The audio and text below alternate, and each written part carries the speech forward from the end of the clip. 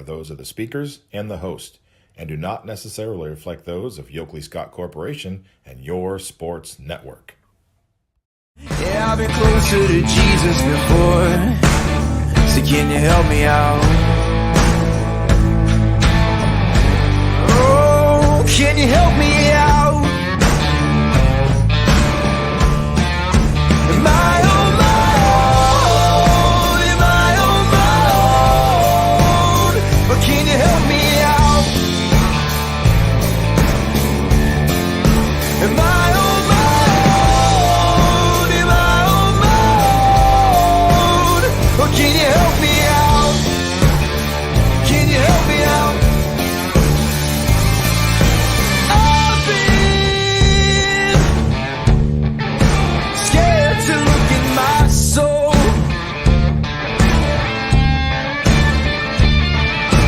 I've been afraid I would follow the road. Yeah, afraid of the things I've been told. 1 for 3 thus far is more. And that ball's lifted. Lucas with an unbelievable throw. She throws into second base, and that's the ball game. What a catch. What a catch by Maddie Lucas to seal the victory for United.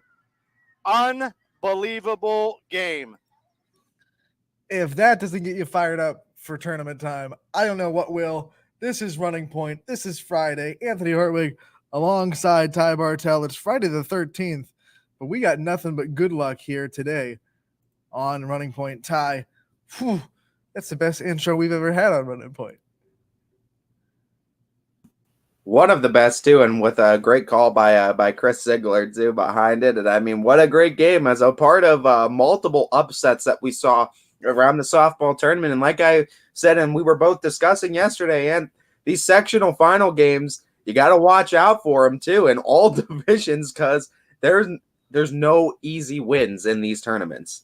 It's softball and baseball any given day. It's so fickle. Upsets can happen.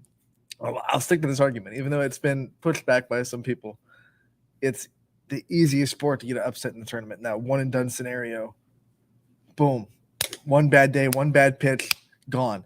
United gets the upset over Crestview with an amazing play by Maddie Lucas to end the game, running to her right, making the backhanded catch below her hips, keeping her feet, stopping, making a great throw to second to double off Caden Sutton, and end the game. United wins 4-3. Crestview had all the momentum. They came in the bottom of the seventh, down 4-1. Sutton hits the 2-run double to make it 4-3. And 9 times out of 10, that Carson Moore hit, that lands, and that's the tie game. But Maddie Lucas put on that cape, tied it tight, and made the game-saving catch, and then made a great throw to second to end it. We're going to talk to her at 1:45, so that's how we start the show. We're going to end the show with Maddie Lucas as well and talk to the hero herself from Hanoverton. You got some other stuff on the docket today. We have a busy show as far as interviews go. We're going to be talking to Brennan Ray from Howland Baseball at 12:30, and then from 12:45 to 1:15, we're going to be in the Bombers hangar because we have Chase I, we have Jack I, and we have Wyatt Handshaw, all from Windham Baseball, taking the time to join us today as well. And then we'll round out the show with Maddie Lucas at 1:45. All that, plus we have to get through all these upsets and all this tournament drama that happened last night. Plus there's some baseball finals too. Take a breath. A lot of stuff happened last night. For sure. Where do you want to start, Ty? I mean, we look at this. I think you got to start with the softball tournament, right? I mean, we got to look at what the tournament's like and what everything shaped out to be. I think the biggest shock for everyone, just because it's the name and the biggest upset, unfortunately, it did not fall the way of our YSN team. So, it's a gut punch to YSN because we love our teams. But Champion fell to Rootstown 10-6. And everyone was saying, hey, you can't sleep on this Rootstown team. You can't sleep on this Rootstown team. And they came in with the momentum from the sectional semifinal win. Remember, Champion took that bye. And they came into Champion and they beat the 6-time state champion Golden Flashes and they don't even win a tournament game. They beat them out of sectionals. It's got to be the first time Champion has lost 4 districts, maybe ever. Yeah, and I mean Rootstown is a great team too out there in Portage County. Out here in Portage County, I should say, being located there. But no, this was a great matchup too, and we Look at BMAC puffing his chest. puffing his chest. He's coming out. He thinks he's Superman. I said it. Yeah, BMAC, you called it. You know, I was telling Ty before the show. I was like, oh, I'm nitpicking, but he called their pitching staff really good, and they gave up 6 runs to Champion. So You love to nitpick these arguments. It's the fact checker. That's Yeah. it. Get But- this though, 10 runs by Rootstown, only 2 of them were earned. That's gotta hurt. That's gotta hurt the pitching staff because Champion did their job, pitching wise, and just a couple of errors on defense and really bad timing cost the Flashes that game. Yeah, and I mean, yeah, we're a little heartbroken that one of our YSN teams don't get to advance, but we're not about sour grapes here. We also want to offer congratulations to Rootstown. That's a huge win for that program too, as I mean, they are a great program year to year. So let's look forward to next year for Champion too, as they're always going to be a threat. But congratulations to Rootstown on the rest of the tournament, and good luck on the rest of the tournament.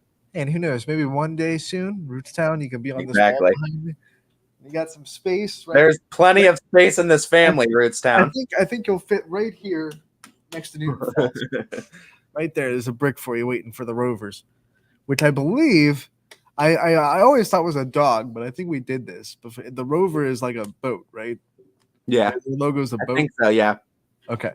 I always thought like it was a rover, like Red Rover, like a dog, but And see, apparently this is another thing. Like Jen's talking, love the YSN teams, but as a Portage County native, it's awesome to see Rootstown having success. Let's just bring Rootstown and YSN together, and then we don't got to worry about county people up there. we don't got to worry about it too. No, there is a lot of great schools up here in this Portage County area, and they're still going to be prominent. And hey, this is a team that Ursuline now might have to get through in that same bracket for a YSN. How much, like honestly, how much is Ursuline kind of snickering right now? You know, not no disrespect to Rootstown, but I think Champion was everyone's like, okay, that's the biggest threat to Ursuline, and now Ursuline's like, Now Ursuline can get to the Oh. regionals to match up with South Range.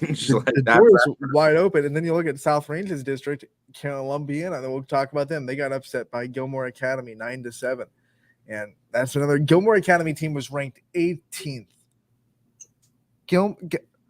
Did anyone look at the schedule that Gilmore Academy plays? Because they're one of those independent teams. They have the beautiful facilities. They're like, the school is the size of a D1 school, but because it's kind of expensive to go there, they got the enrollment of a D3 school, but they have all the facilities of a D1 school. Look at BMAC too.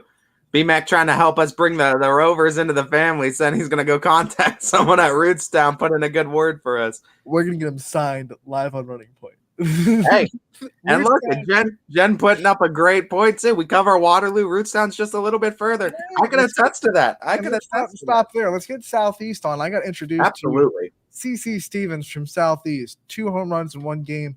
And if Salem didn't make the business decision to just intentional walker the rest of the game, maybe flirts with that home run record of 4 in a game, because she saw 4 pitches against Salem and took 2 of them over the fence. We need to get that Coach Matese on from the Southeast Pirates too. Like I want to complete the Matese family too. Like, come on, Portage County, let's get on it now.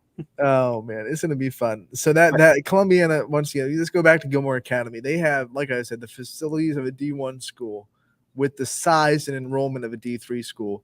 And I know they didn't get to play a lot of games. I think they were maybe like 4-7 coming into when the records were submitted, something like that. They didn't have a winning record. They were seeded 18th, but dang, they're good. They got a good lineup. They have a good lineup that can really hit the ball. Obviously, they knocked around Troy Long a little bit, and 9-7 they get the win over Columbiana. So that bottom of the South Range bracket looks a lot different than we thought it would, because we thought Columbiana and Crest were going to be fighting for that district semifinal, and now all of a sudden it's Gilmore Academy and United, which I don't. Who had that on their bingo card? I mean, Anybody? I'm sure in someone the did. in the same sense, you don't want to say snickering again for South Range, but I mean, it definitely, at least seating wise, does it get easier, or is this Gilmore Academy team or this United team really going to be a bigger threat to South Range than Crestview or Columbiana would have been? Coon said she had that on their bingo card. I want to see it. She had it. She knows. She knows. I mean, hey, she's on it. She's on it. Yeah. I love the crowd too, because Siggy was propped up in right field, and you could hear the difference. I think both fans were out there because you heard cheering, but then you heard some like shouts of dismay from the Crestview fans. So I'm thinking he was in the middle of both. And I've been there, done that, and it's not a fun place to be. So, Siggy, thanks for a great call. But yeah, Columbiana loses. So they're done. Crestview gets upset. So that South Range district is now South Range. Oh, geez. Who beat Waterloo? Mooney. Mooney beat Waterloo 4-0. So it's South Range, Mooney, and United Gilmore Academy in the district semifinals. Saying Gilmore had a strong schedule and was underrated, and you never count those United girls out. And I mean, we said it too. They were competitive. They opened our eyes when they beat Lisbon the way they did in back-to-back games, and we were like, okay, this United team, they're a real deal this season. And you know what? Credit Chris Ziegler too. If there's one guy that's been really the holding the flag bearer down there for those Columbiana schools, covering Clippers, Crestview, covering United. I mean, he's done all kinds of schools down there. He does a great job down there. And obviously well known in that United community. Siggy does a phenomenal job too. So obviously our props and thanks to what Chris Ziegler does for us. Oh, no doubt. I mean, that's why we featured his call. We wanted to give him a little bit of screen time to open Running Point, because he does a great job. And he's been covering United since basketball season for their girls sports. Did almost every girls basketball home game, has done a lot of the softball down there for United, and they're the reason why they get a lot of limelight, because Chris Ziegler, puts on the hard hat and goes to work. And he wrote a great story, by the way. If you haven't read it, go over to ysnlive.com. It was one of those ones that you get chills because you could just feel the energy of the story, because obviously the game was such a great game. So you head over to ysnlive.com and check out that story. Some other sectional final results. South Range got the win over East Palestine, a combined no-hitter between Sam Suzanne and Jaylee Wilt. So South Range moves on. They are going to districts again. They haven't missed districts since 2010. So district tournament again for South Range. Poland gets the 5-1 win over Struthers, but man, did Struthers put up a much bigger fight than they did in the regular season. They came in and they took the lead early. It was 1-0, and then Poland got 2 in the fourth, 2 in the fifth, and they get the win. 2 in the fourth, 2 in the fifth, and then I think another run before that. But the two big innings were the fourth and the fifth for Poland to pull away from that one, 5-1. I tell you what, that Wildcats team has a lot of young talent. Watch out for them in future years, man. I think they're going to be contending for any 8 in just a couple years. Just got to stir up the circle. Don't know what they have coming up, but Pizzone's going to be a big loss in the circle. Mm-hmm. No doubt. I mean, and we obviously wish her the best of luck as she'll continue her career in college. And we also had her on yesterday too. So if you missed that, stay tuned to ysnlive.com and check out our YouTube page for old Running Point episodes. In Charleston, she'll be playing it for Charleston in West Virginia in the Division II realms. Then we had Hubbard get the win as well. Hubbard moves on to the district semifinals in Division II. So they get to earn a home game in districts, as they are hosting that Hubbard district in Division II.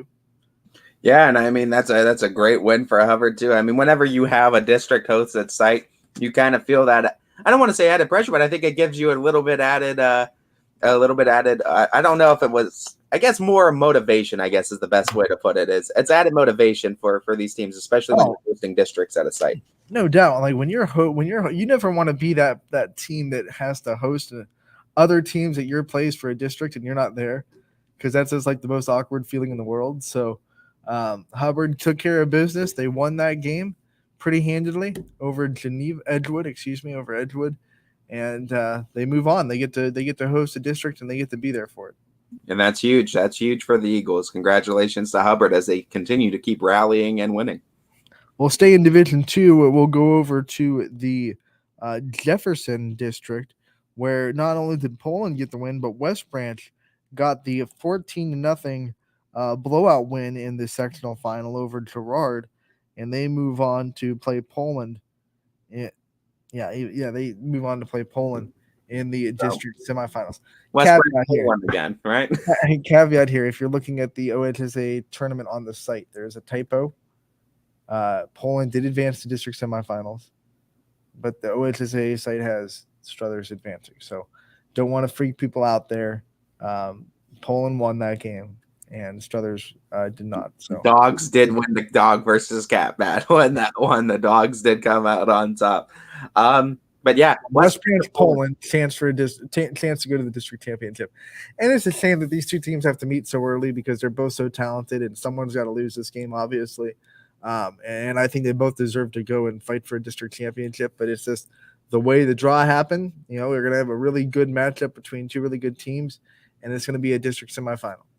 I mean, it's like it happens in basketball, it happens in softball. And where does this not happen? It's like girls' sports at West Branch and Poland are just destined to meet in the tournament. Remember, it was actually the district semifinals in girls' basketball that West Branch got the upper hand and went on to win that and then beat Marlington the next game to win that Uniontown Lake District in girls' basketball. Yeah, and I mean that was, Poland wants some revenge on that one. There's some basketball girls that are featured on that Poland softball roster, and I gotta imagine. I feel like I've seen the whole roster for West Branch, and there's I believe basketball girls that are featured on that softball roster for West Branch too. So I mean, they know the rivalry, and they know that this is going to be a fun one, and it's going to be competitive. On the bottom of that bracket, Canfield got the 10-0 win over Geneva to advance, and then they will play Aurora, who is the 7th seed. They got the win over the 8th seed Perry 7-1. Yeah, and I mean that's a big win too, just to advance for them, and we're gonna see how that whole bracket starts shaking out. So in Jefferson next week, we're gonna have West Branch versus Poland at 5:00, and then Canfield versus Aurora at 3:30. I'm sorry. So the bottom of the bracket will actually be the first game, which is unlike most of the brackets where the top goes first. So Canfield and Aurora will be first at 3:30, and then Poland and West Branch will be at 5, doubleheader in Jefferson for the district semifinals. Yeah, and that's going to be fun to see which one of those YSN teams. We're guaranteed a YSN team advancing though to the next round, and that's obviously exciting. And I mean, we wish the best of luck to all our YSN teams. Let's see which one comes out on top.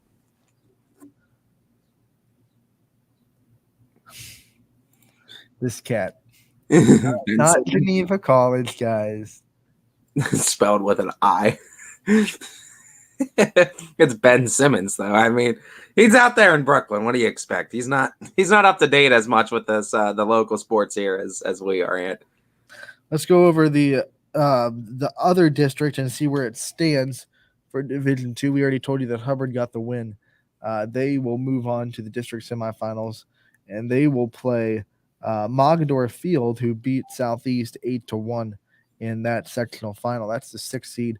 Hubbard is the 4. On the top of that bracket, you're going to have Notre Dame Cathedral Latin, who got the 2nd win over Alliance, and they won that game 6-1. They will play Marlington, who won against Streetsboro 9-1. So Marlington, Notre Dame Cathedral Latin, Hubbard, and Field in that district semifinal at Hubbard. It'll be a 5:30 start for Hubbard and a 4:00 start for Marlington Notre Dame Cathedral Latin on Tuesday. Yeah, and we know Notre Dame NDCL, anytime that NDCL is featured in any sort of tournament, they are always a tough out in any sport. Quick update on the last Division 3 bracket that we didn't go to. We'll go up to Leavittsburg. We already told you that Champion got beat by Rootstown. They will move on. Rootstown will play Newton Falls, who got the win over Pymatuning Valley. That was a 6-1 win, so they're moving on. And then you have Kirtland that upset Springfield 14-4.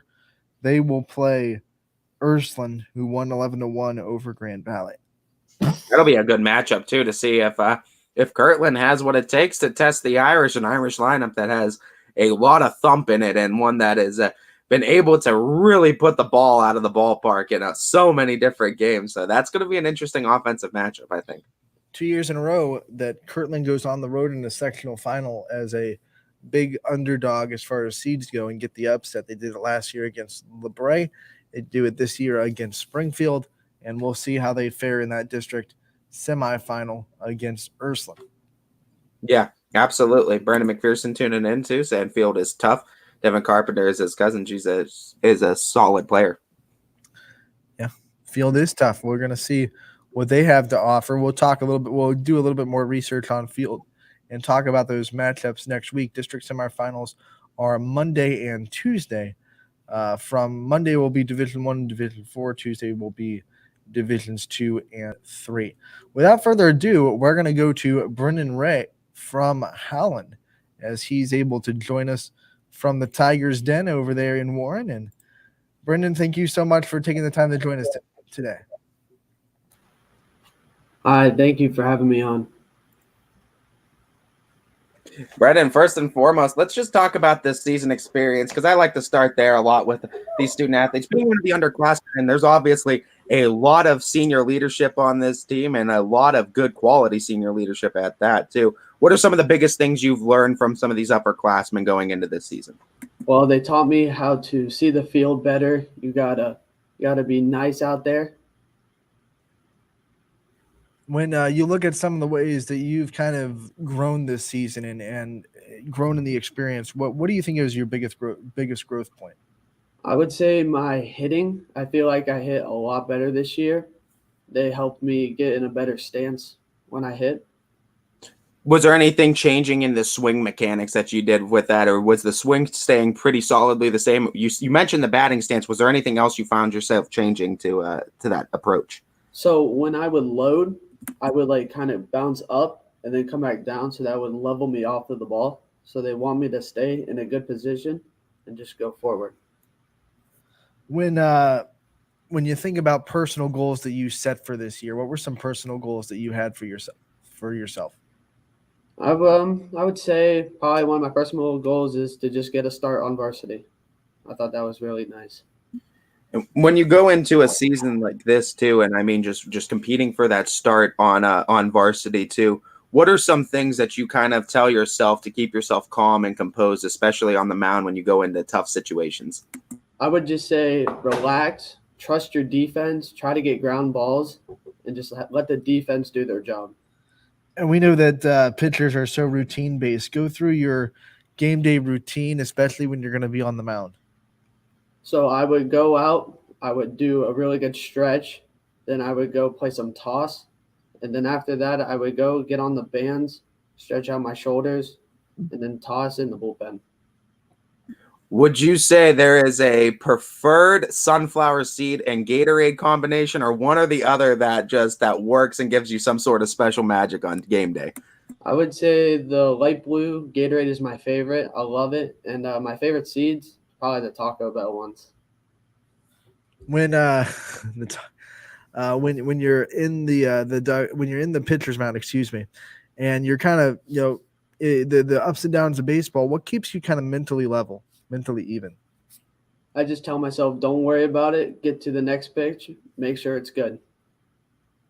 And all the coaches that you've had and the coaching experiences that you've had with coaches over the years, what is some of the best advice or something that a coach said to you that really stands out in your mind? I think this year, Coach Byler would say, if you can't win that first inning, then you go out and then make sure the other team does not win that inning. Make sure that if we get a 0, make sure they get a 0. Don't let them win. And then also, the mindset when you guys score and you have to have a shutdown inning, does the mindset change based on when the offense scores and when the offense doesn't on how you pitch? Nope. I just go out there and do what I do. Being that you pitched a phenomenal game last night, because I want to go into last night's game a little bit. It was a big game against a Falcons team that was looking to come away with a conference championship, and you were tasked to go on the mound. You go 7 innings strong and get the win. What was working for you in last night's start, and what was your kind of mentality going in the game, knowing that this team's trying to compete for a conference championship?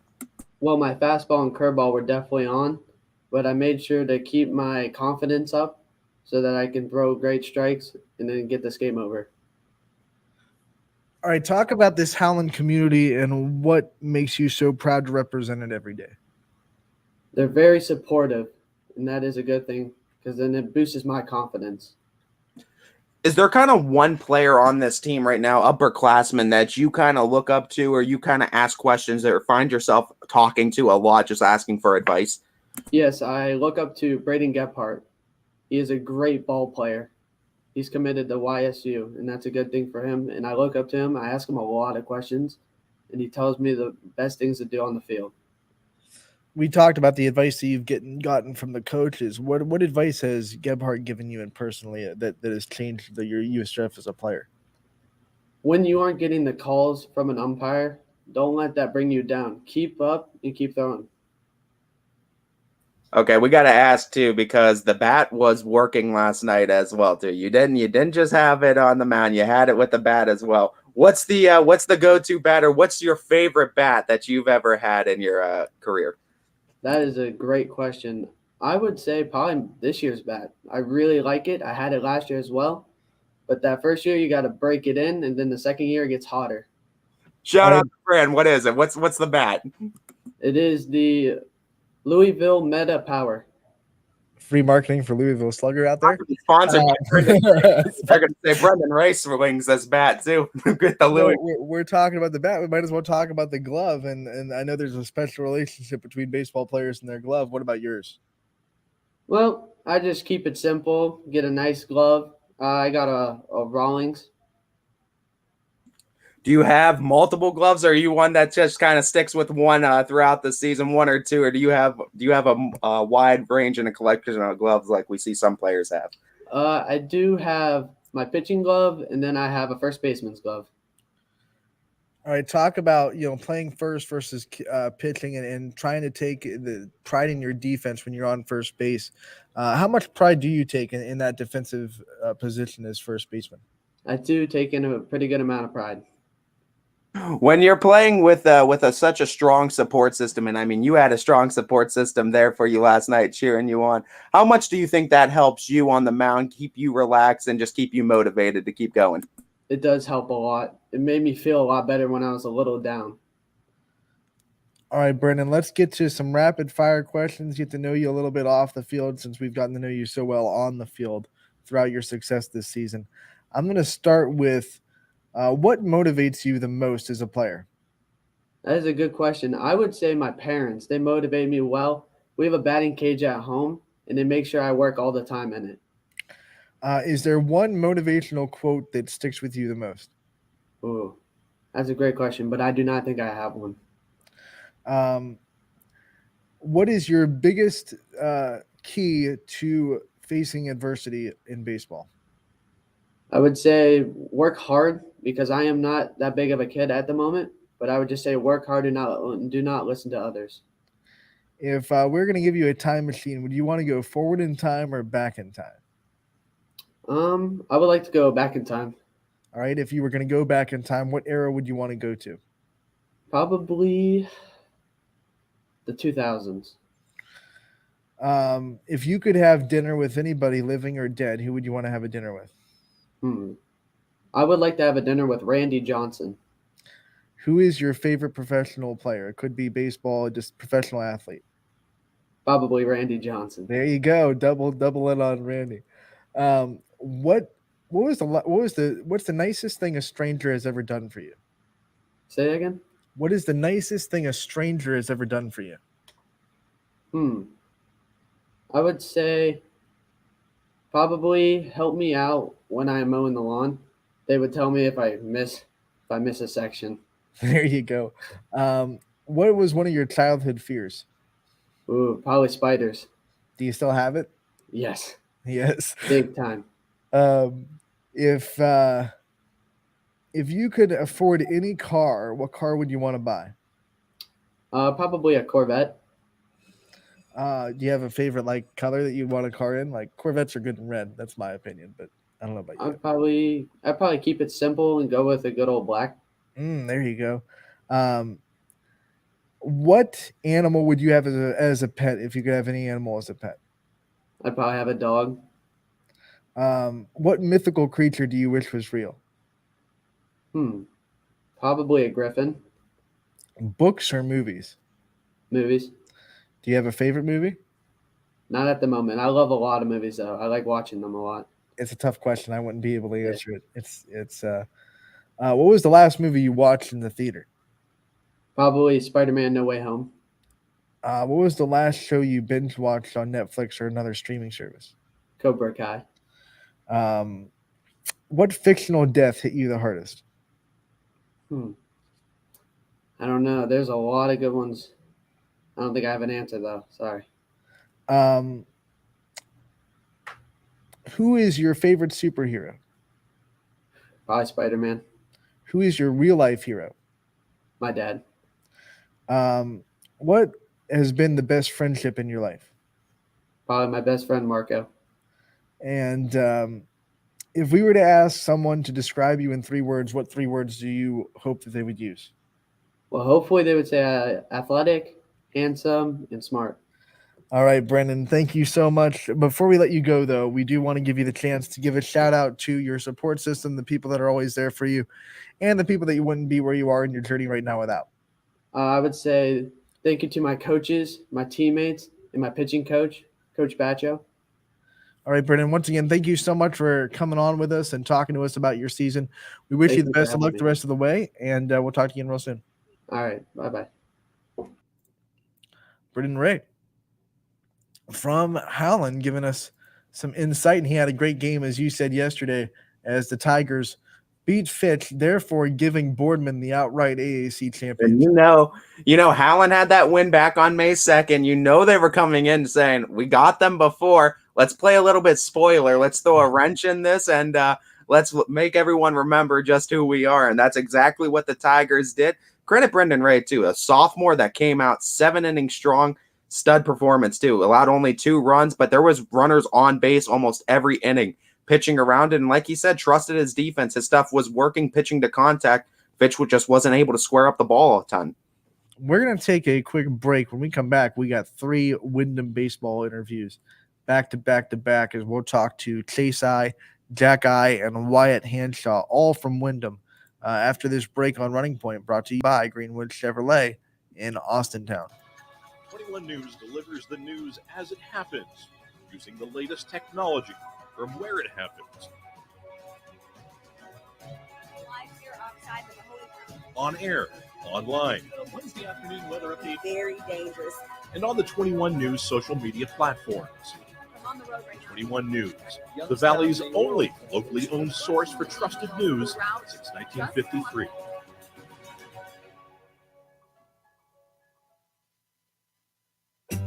As fine as the eye can see, the finest hardwoods from the finest trees.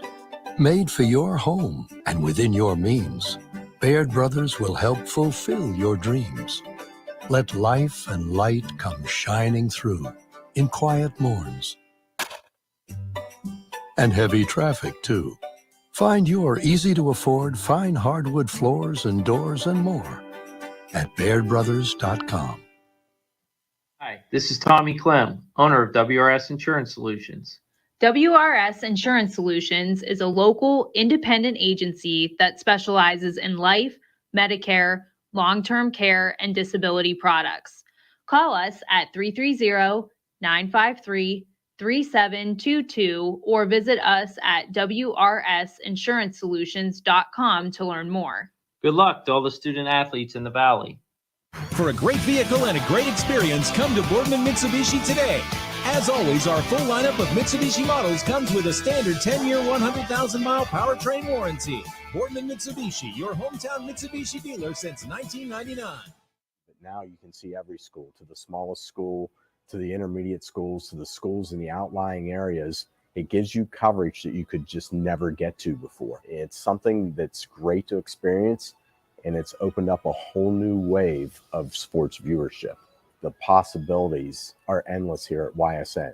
Push the envelope every day. Try something new. If it works, great. If it doesn't, well, let's try another angle, and we just keep moving forward. My name is Mike Ackelson, and my sports network is your sports network.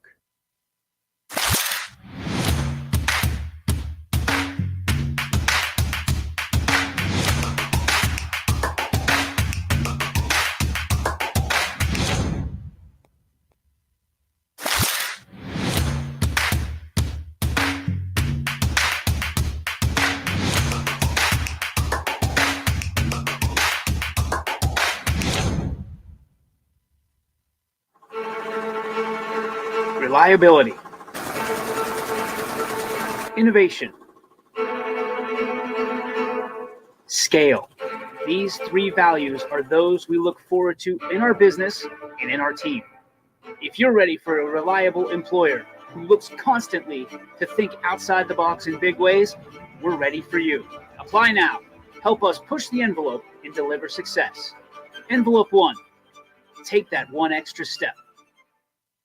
Before the lights come on, before the workday begins, before a long day is ended, or it's time to have fun. It all starts with the people at Joe Dickey Electric. From replacing a light fixture in your home to building a substation for your business, no job is too big or too small. The people of Joe Dickey Electric power them all. Joe Dickey Electric, over 60 years of powering the Mahoning Valley. You're not waiting to see what the world has in store for you. It's more about what you have in store for the world. All you need is the opportunity. All you need are the resources of a large university and the advantages of a personalized academic setting where you can experience new worlds in the arts and sciences, business, and education and make them your own. We are where you shape your future. We are Youngstown State University and proud. WRS Wealth Advisors, the area's premier wealth and retirement specialists, located on South Avenue in Boardman. Welcome back to Running Point on ysnlive.com, brought to you by Greenwood Chevrolet in Austintown. Anthony Hartwig alongside Ty Bartell on Friday the 13th. But we got a lot of luck today because we have 3 interviews from Windham, all simultaneously from Bomber Country. As we start with Chase I from Windham Baseball. Chase, thank you so much for taking the time to join us. Oh, hold on. Let's see. Try talking for us one more time, Chase. Hold on. Glitch Gremlin's coming through. Let's see if we can.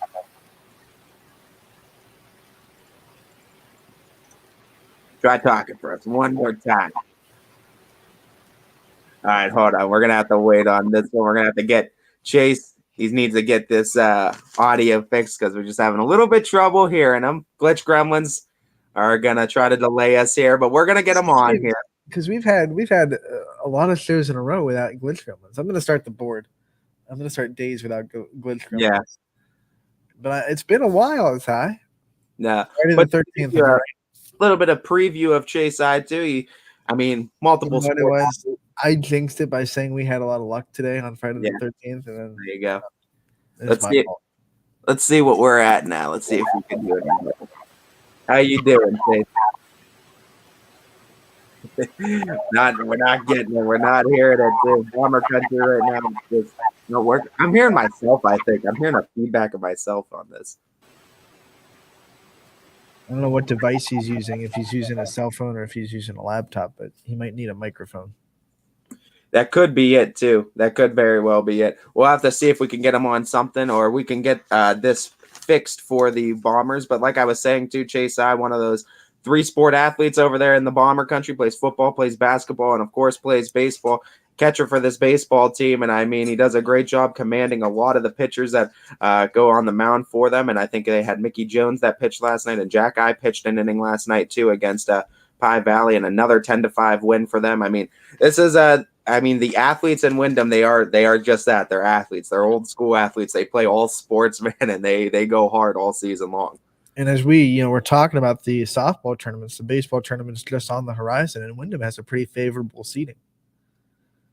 Absolutely. And I mean, the Bombers have been looking good offensively too. They could put up runs. They had another 10-hit performance, 10-run game last night. So, I mean, they know how to put up runs and they know how to hit the baseball.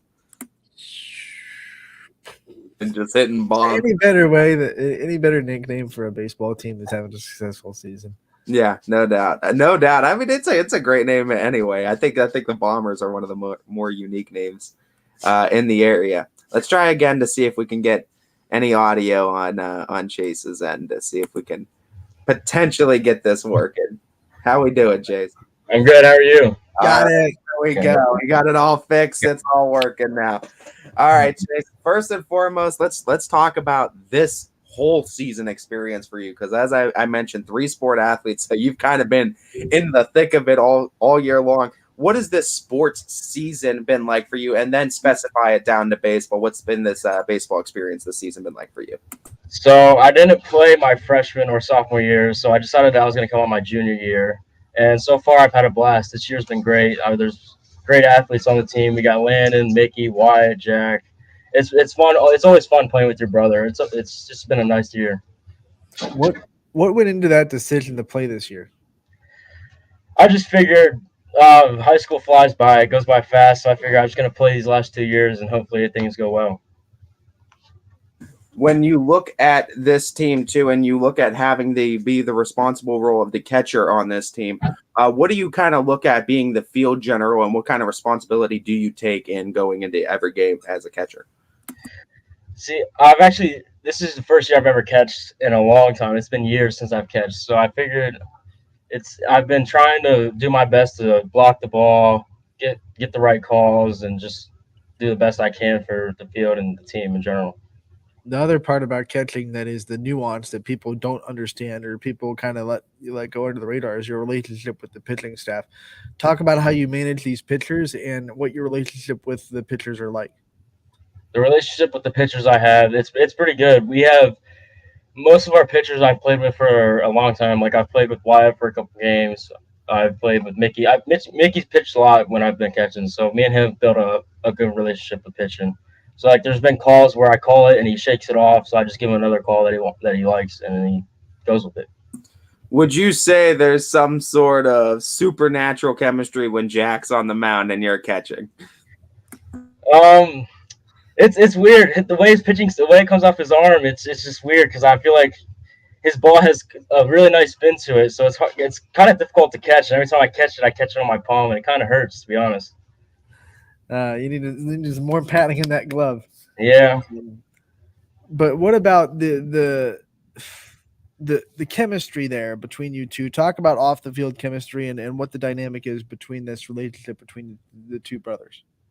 Yep. So we've grown up with each other our whole lives, and we've had our ups and our downs. And most of the time, we've been going to the gym a lot together. So we've built a bigger bond, going to the gym a lot together. And just anytime we're on the field together, we just know what we expect of each other, and just anything like that. What's some of the biggest things you've learned in your return to sports now this season, and the biggest thing you've learned across the board from your coaches? The biggest thing I've learned from my coaches is just play hard, put your team first, put your players first. Don't be selfish. Just make sure you always have someone else in front of you instead of yourself. Talk more about the coaching staff here for the baseball season and how much they've helped you grow, not just as a player, but as a person. So I've actually had my dad as the coach my whole life. So he's actually taught me a lot of things. He's taught me it's not how you start, it's how you finish. He's taught me to always put your teammates in front of you first. He's taught me to work hard, play hard, no matter how the situation is. And just me and him, we've had our ups and downs as well. But overall, I think he's been a pretty good coach. And I mean, talk about that dynamic a little bit further, because I mean, when you're coach's son, I mean, that coaching session kind of extends in the car rides home sometimes too. Yeah. It extends at family dinners sometimes. But talk about that and being able to kind of have that wealth of knowledge in your dad being the coach constantly there for you day in and day out. I mean, it's nice. It's nice having my dad as a coach because he knows I know what he expects from me. I know that he has a certain coaching style and what he expects from our players and everything like that. So I try and make sure I like. I don't even know how to say this. I try and make sure I have my teammates follow what he goes by because he expects a lot from me, but he also expects a lot from my teammates. So I always make sure my teammates know what he expects. Describe the personality of this team and what it's like to be on it with all these different personalities kind of being gelled together. Can you repeat that question? Describe the personality of this team and what it's like to see all these different personalities that you guys have being gelled together as one unit. So that's a tough question. I'm not sure how to answer that. Sorry about that. Looking at this though, team as a whole, though, you guys have been really successful. 10-5 now on the season. You guys have been able to get multiple wins, and it's through a lot of pitching, but also a lot of hitting. Talk to me about how much work goes into this team's practice with the bats, and how much success you guys have on the offensive side of the ball this season. So when we practice, I don't think we've had a single practice outside, and we've had a couple outside, but most of the time it's been inside. And we've always made sure it's hard to practice infield in the gym because of just how the floor is and stuff like that. So we make sure we get a lot of hitting in at practice and just things like that. What makes you proud to be a Windham Bomber and represent this school and this community? It makes me proud just the environment. Everyone here is just nice. Everyone's supportive. They're always there for me. Always there for my coaches, my teammates. Just everyone's there for each other, and they're always very supportive. What's one thing about Windham that most people don't know, or maybe like something about the Windham community, or like a secret hangout spot or something like that people don't know about the Windham community? Oh, that's a tough one. The RFC. Actually, I go with the RFC. That's a place. It's actually a basketball place, so we go there and play basketball all the time. It's just a really small. It used to be the old high school for Windham, and they have a nice little basketball court in there that we always go play on, and as a team if we want to do something, and it's pretty nice. All right, I'm going to hit you with some rapid fire questions to get you a little bit off the field since we know you so well now on the field. Okay. What is one place you would like to live if you could live anywhere in the world? Ooh, that's a good one. I'd like to live somewhere probably on the west side of the U.S. because it's just the view and stuff like that and the environment. What's your favorite part about being a baseball player? The coaches, the team, the players, just anything, everybody pretty much. Are you someone that learns more from watching and listening, or actually hands-on doing? Hands-on doing. That's how I learn the best. Do you like a long day of work or a short day of work? I think this is an easy question, but hey. It honestly depends. It's depending on what I'm doing at work. Sometimes I like having long days of work, but there's days where I just have an off day and I just want to get it done and over with. What's your favorite workout routine? For just in general? Yep. Chest. I like chest and tries. That's my favorite. What's the go-to flavor to Gatorade? Light blue. If you had to describe yourself in 3 words, what 3 words would you use? A leader, athletic, and loyal. What teammate makes you laugh the most? Definitely my brother, Jack. He makes me laugh the most just because all the dumb stuff he does. It's pretty funny. How would you describe the future of Windham baseball? We have a bright future. We're a young team. We're a bunch of freshmen, and they all have experience with travel ball and stuff like that. And I feel like there's a bright future ahead. All right. What's been your favorite age that you've been able to live? Like the favorite year of your life? What age is the best? Probably 12U. When I was 12, I was able to travel around the country playing travel ball. Cooperstown. That was probably the best experience baseball-wise I've had in my life. If we asked your coach what's one thing that drives him crazy about you, what do you think he would say? Probably if I don't play hard. I have to play hard till the very last, till the very end. What is your favorite holiday? Probably Christmas. What's the best Christmas gift you've ever received? It was actually this year. I just got a new helmet this year. It was a Shutt F7 that I'm going to use next year for What's the football. best Christmas gift you've ever given? Probably a fishing rod. I gave it to my father. It was like a $250 fishing rod. It's pretty nice. All right, if you were given the power to create a holiday, what would you want to create a holiday for?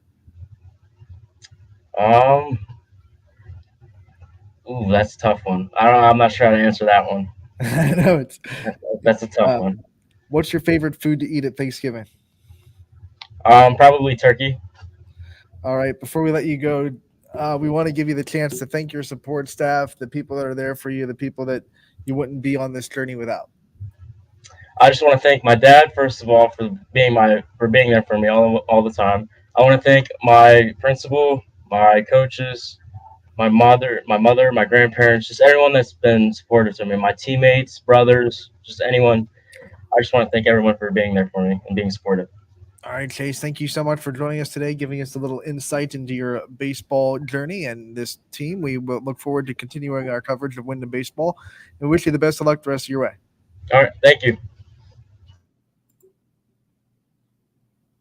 All right, that was Chase I from Windham Baseball. Don't go anywhere because we got Jack I coming up in a bit. I think they're just on a rotating thing, so I think he'll just be sitting in the same spot. Yep. Just going to be rotating. We got Jack I and then Wyatt Handshaw too. So 2 other really good stars for the Windham Baseball Club still. All right, I think Jack's ready to go, sitting in the hot seat. Jack, it's your turn. Thank you so much for taking the time to join us today. Oh, did we lose it again? Wait. Thank you. Okay, we got it. Oh, man, how did they get it again? All right, Jack. Let's talk about this season from your perspective now and how this baseball season has been from your experience. You guys are 10-5, obviously pretty successful this year, but from your perspective, what's the season been like? I think it was pretty successful. We're on a hot streak with hitting. Pitching's doing all right, but we still have a couple errors that we need to fix in the fields, and just not much to it though. What were some team goals you guys set this year coming into the season that you guys wanted to achieve as a program? Just stay together, work hard, and try and make a tournament run. When you go on the mound as a pitcher too to try to close things out, or whenever you go on the mound, what's your kind of mentality? Is there a shift in mentality when you're on the mound as opposed to when you're in the field? And if so, what is that? I normally get excited when I'm on the mound because I just like striking kids out, and it always everybody gets excited when we're going on a streak and strikeouts are happening and all of that. So I take it that you like the strikeout. So I'm going to ask this: what's the better feeling, the big strikeout or a big hit that scores some big runs in a game? Probably a bigger hit. What is one of the biggest hits you've ever had in your baseball career? Probably in Cooperstown. I had 3 of them, and 2 of them were tanks. And he looks at it with fond memories. When you look at this Windham baseball team, what makes you proud to wear the colors and represent the school system? Everybody stays together. It's a great environment to work with and play with, and all of the stuff that goes to it.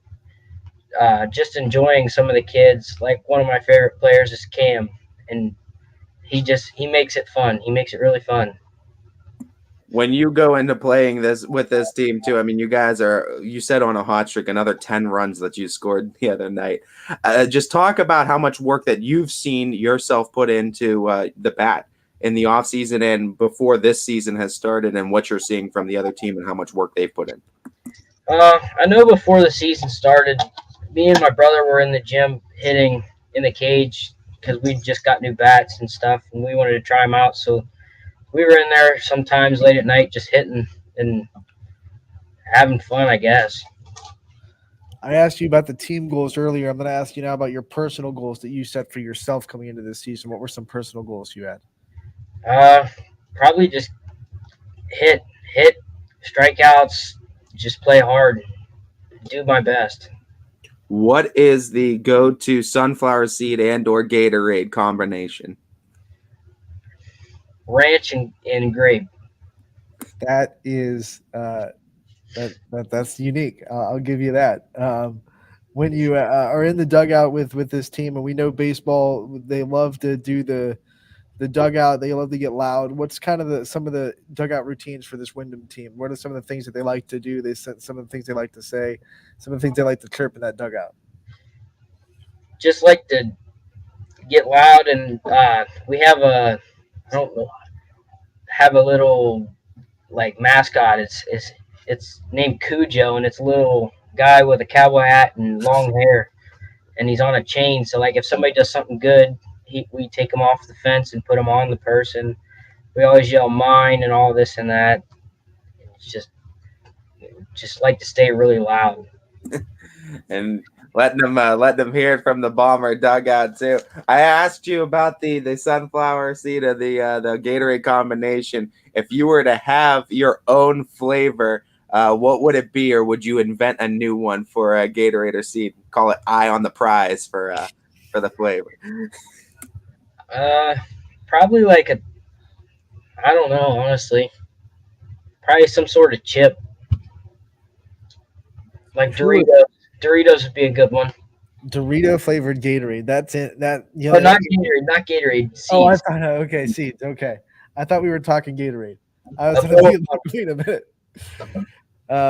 What are some of your role models that you've had going through this baseball journey to kind of inspire you to do better and to be better? My dad. My dad was in the minor leagues, and I want to go big in other sports and this sport, but not really much to it. I mean, he was a great athlete. I like to be like him, probably more than him. When you think about all the coaching that your dad's had and influence in your life over the years, what's some of the best advice that your dad has ever given you as a coach or as a father? Not how you start, it's how you finish. Because if you start great and finish crap, they're gonna remember the end of the game, not the beginning of the game. We asked Chase about his dynamic with coach and the dad, and what's that dynamic like for you, being coached by your dad and being able to take the game home with you and be able to have conversations even off the field at home? It's pretty cool, because at times when you're doing good, he'll compliment you all that, but when you have a slump or something, he'll get on you really hard, and he'll push you really hard, trying to get you to fix your mistakes and everything. You talk about all these personalities that are on this team. What is the one player on the team that can make you laugh no matter what the situation is? Camden Hoskins. He had that answer ready before you even finished the question. He was quick with the gun on that. What's one of the goofiest things he's done then this season, or what's one of the things that just got you cracking up in that dugout? He's always smiling. He never stops smiling. We try to get him to make a serious face when he's hitting, but he can't do it. I think it's physically impossible. You're a student athlete, of course, at Windham. Talk about the student aspect, what your favorite subjects are, and what kind of things you like studying. Biology is probably my favorite class to study in. It's easy to me, and it's cool learning about like all the cells and all this and that. Are there any teachers in the school system that have been a crucial role to your journey and maybe impacted your schooling or your baseball or sport life? Mr. Pennell, Mr. Pressel, Mr. Hankins, Mr. States, and that's probably it. Talk about what it means to you representing such a smaller school and where it's an environment where everyone knows each other. What kind of pride do you take in representing a smaller school every time you go out there, whether it be on the field or just out in public? I like to make it seem like we're a top school in the state, even though we're so small. It's so nice because you can do a lot of stuff with not a lot of people, but everybody knows what you want to do, and you always know. It's not like you're walking around and you see somebody and you're like, oh, I don't know that person. It's, you know that person, and you try to talk to them. like you said, a small school, probably one that a lot of people outside of the community don't talk about too much. Do you guys ever have that chip on your shoulder where you always have to prove yourselves to people and always want to go out and kind of stamp your name on the map every time you go out on the baseball field? Yeah, we absolutely. We always try to play our best and show that we can beat a top team if we really want to. All right, you mentioned Cooperstown, I know, but would you say that was your favorite field that you've ever played in? And if not, shout out some other baseball fields that you've gotten to play on that you've really enjoyed. Cooperstown is definitely my number one, but there's a field in Kentucky. I don't remember where it's at. Lisbontown or something like that. Elizabethtown, that's what it is. And then definitely Indiana. Grand Park in Indiana. All right, before we let you go, we're gonna get you some rapid fire questions so you get to know you a little bit off the field as well as we got to know you a lot on the field in this interview. What is your favorite off the field memory with this team? Probably just football and all the other stuff. Like after our first football game, me and a couple friends went to Waffle House, and now I really like that place because it was the first time I ever went to Waffle House. What's your favorite post game meal? Chicken and rice and a protein shake. I lined you right up for Waffle House. I thought you were going to go right back to Waffle House. What's your favorite breakfast food? Eggs on a bagel. Are you a night owl or a morning person?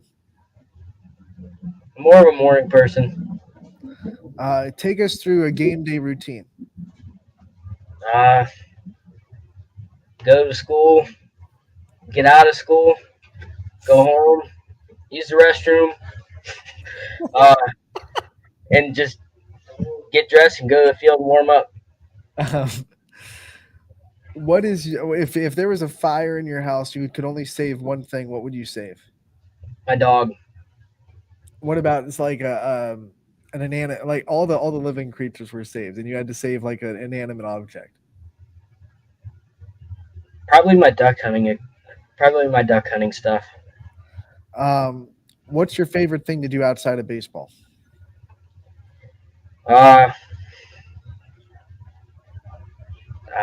That's a tough one because I do a lot of stuff, but my top favorite would probably be either duck hunting or fishing.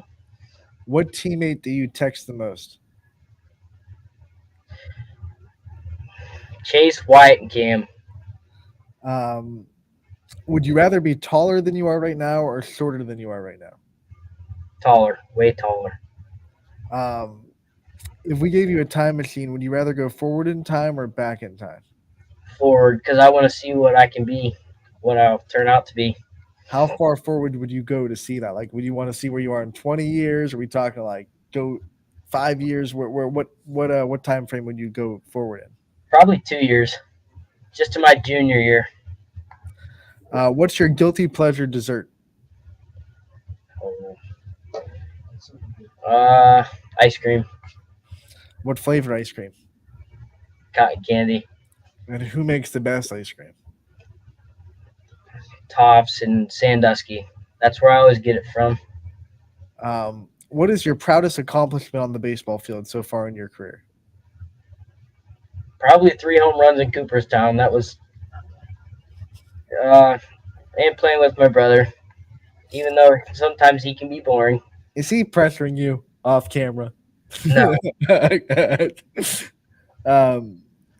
What teammate is the best dancer on the team?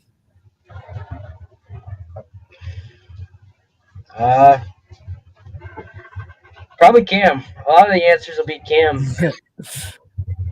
Let's see if we can sweep. What teammate has the best style on the team? Mickey or Wyatt. How about swagger? Who has the most swagger on the team? That's Wyatt. Who's your favorite professional athlete? I don't know if you want to call him a professional athlete, but probably Jordan Lee. All right. If you were to own a business, what would you want it to sell? Duck hunting equipment. What's the one thing you hope to accomplish in the next 10 years? Getting as big as I possibly can in the gym, but also staying natural. If you could pick an age to retire, what age would you want to retire? Probably 75. I can hear the laughter off camera. It's good. What's your least favorite holiday? Leprechaun's Day. What's the best Halloween costume you've either seen or worn? It was like a Easter bunny, but it was like nasty looking Easter bunny. Scary. All right, Jack. Before we let you go, I want to give you the chance to thank the people that support you and the people that give all the support in the world to you. I would like to thank my dad, my mom, my whole family, 2 guys, Nate and Mike, all my teachers for just supporting me and pushing me to be the best I can.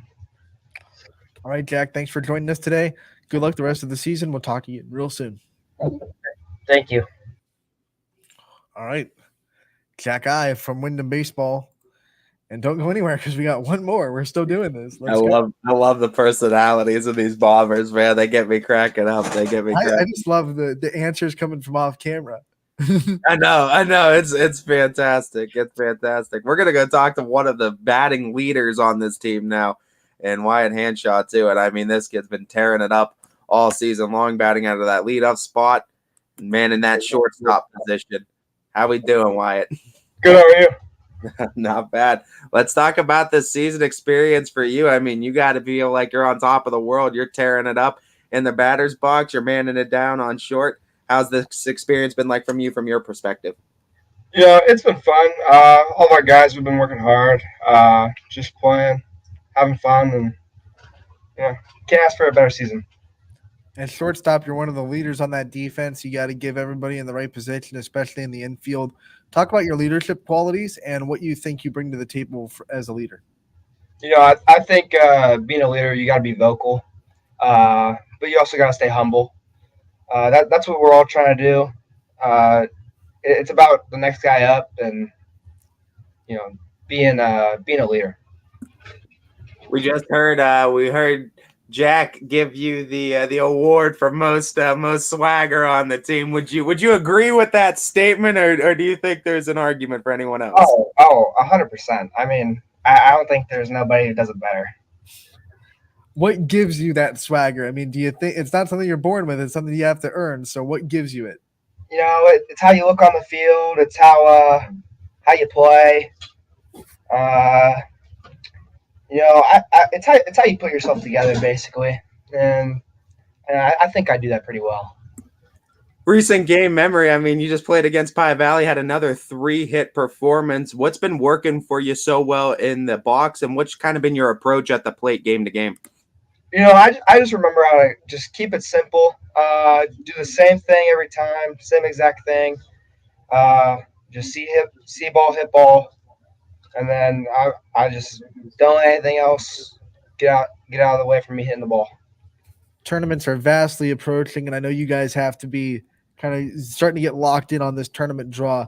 What do you think are some of the biggest things that you guys want to improve on before you get to tournaments? And what are the real expectations of this team in this district bracket that you're in? We're trying to limit errors. We want to see the best pitching at every team we play. We want to hit good. We want to feel good. Make the routine, and just be good baseball players. Have each other's backs, and yeah. And then looking from the beginning of the season to now, what's the biggest thing you think the team has grown and improved on from the beginning of the season to now? Definitely pitching. There was a game in the beginning of the season where we'd let up 17 runs, but we'd have 3 times as many hits as them, and we'd lose by 1. And then later on in the season, we'd give up games 3 to 5 runs on average, and then we know how to hit the ball. So I feel like that's why we're on a pretty good win streak right now. Even with all the success you've had, baseball brings its ups and downs. It's a sport that can humble you really quick.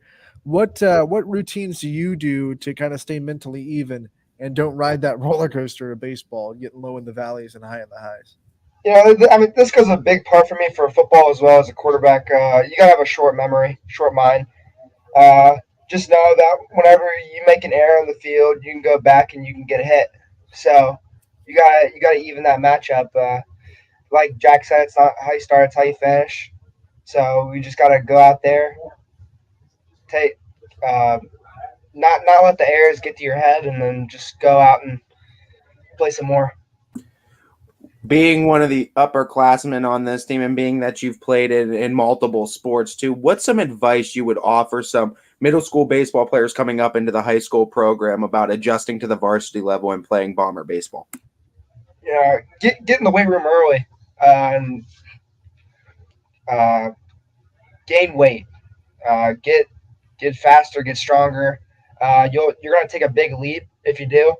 And earlier you do it, the better you'll be.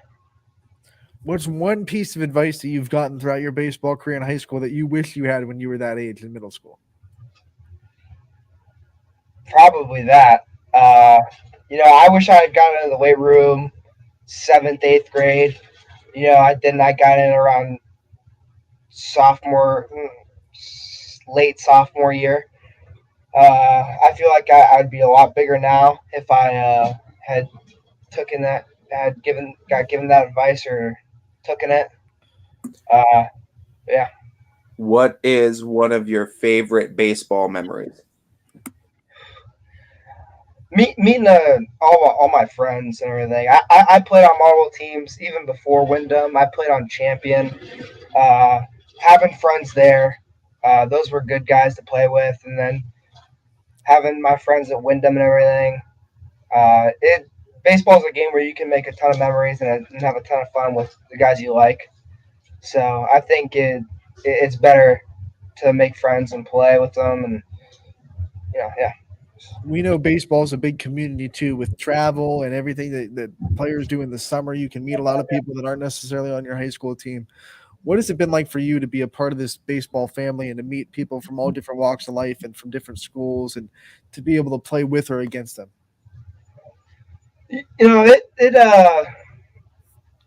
It's fun. I really do enjoy it.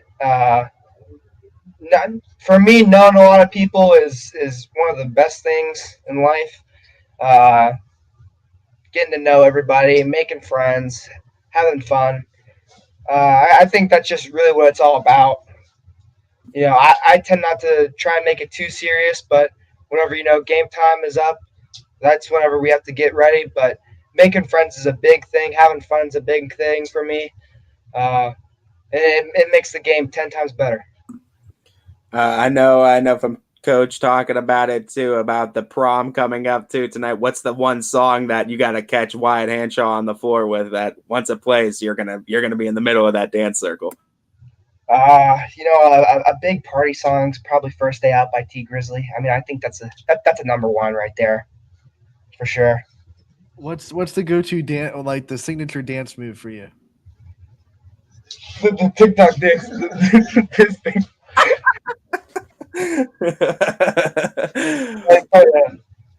Wyatt, we talked about you being a menace on the field and in this batter's box. What's one of your favorite games that you've played in baseball-wise throughout your career? Oh, it had to be. I was little. I hit the cycle one game. That was probably one of my favorite memories. I had like 2 triples, and then I hit a whole cycle. So that was probably one of the most fun memories of my baseball career. Who was a player that you watched growing up? It could be professional or it could be a high school player that you just watched on varsity that really kind of impacted your journey and made you want to be a better baseball player? Well, one guy I did see growing up was Andrew Russell. He plays baseball for YSU now, college ball. And he was, whenever I watched Champion play, and they won a state title a couple years back, he was a big role model for kids my age at that time. And you wanted to be like him when you grew up, and you wanted to hit like him and field like him. So he was a big role model. Being that you're a multiple sport athlete, I want to give the other sports some love too. What's your favorite non-baseball memory in sports? I want to go back to the thing that Jack said because I had introduced him to Waffle House, and I had told everyone that first football game last season is everyone go to Waffle House, and it was going to be a fun time, and everyone ended up liking it, and I thought that's a good core memory for everyone, and it's a fun thing to have as a team, builds good chemistry, and we're just having fun. So you're the one that brought everyone to Waffle House. Yeah. I want to hit you with some rapid fire questions at the end of this interview to get to know you a little bit off the field, since we've just gotten to know you a lot on the field. And I'm going to start with, what's your favorite baseball stadium to play in? Scene Park was a fun one. Field of Dreams, that was a good one to play at. We played at Scrappers Stadium, so probably one of those three. Those three were really nice fields. If you could play on any stadium, anywhere, what stadium would you want to play in? Yankee Stadium. What's one thing you spend a lot of money on that you probably should?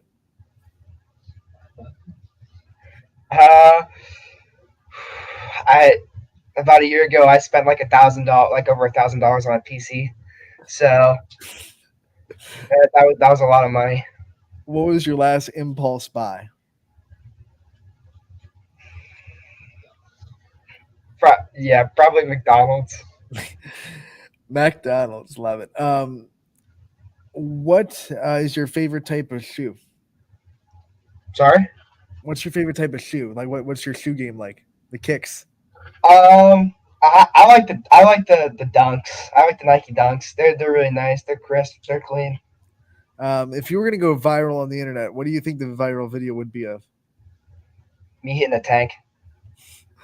What's a better feeling, hitting a home run or throwing a touchdown? Ooh, that's a tough one. Probably a home run, I'd say. Home run in a big moment. What's your favorite post-game meal?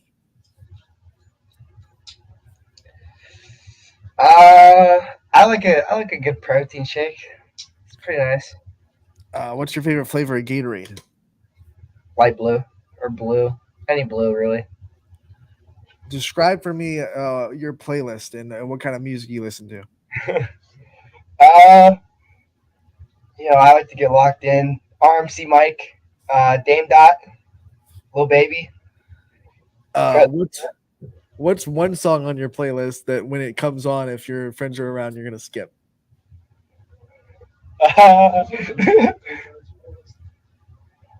One song,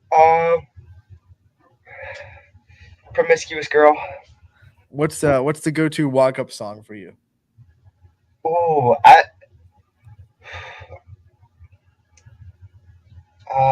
Get Busy by Yeet.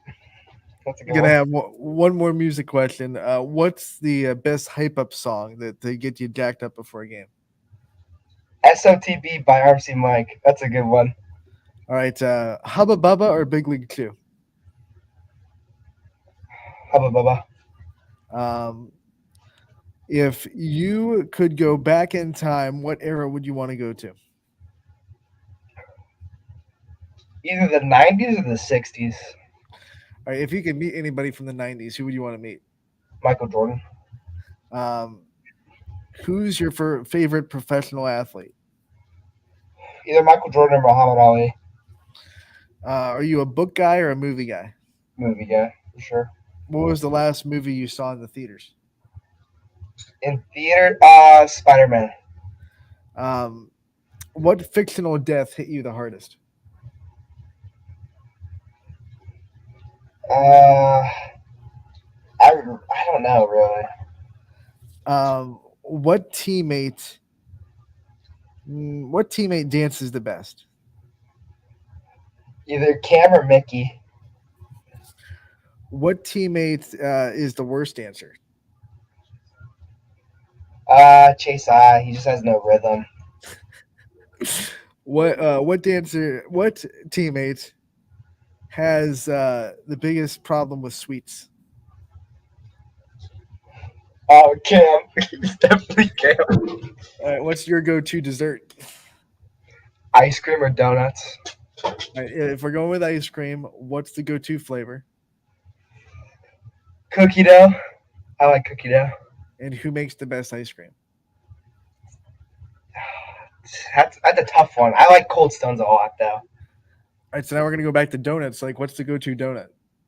Ooh, there was donuts in Geneva on the Lake. Oh, those donuts were so good. I forget what the name was called. But there's a shop in Geneva on the Lake, and they have amazing donuts. A night in or a night out? Oh, a night out. Sunrise or sunset? Sunset. Which coworker would you go to cheer you up if you were having a down day? Jake I. What teammates do you text the most? Ooh. Cam probably. Yeah, he's just always there for you. What was the last thing you texted Cam? We just always say, love you, man. Just nice, I love you. What's your last Google search? I was looking at shoes. All right.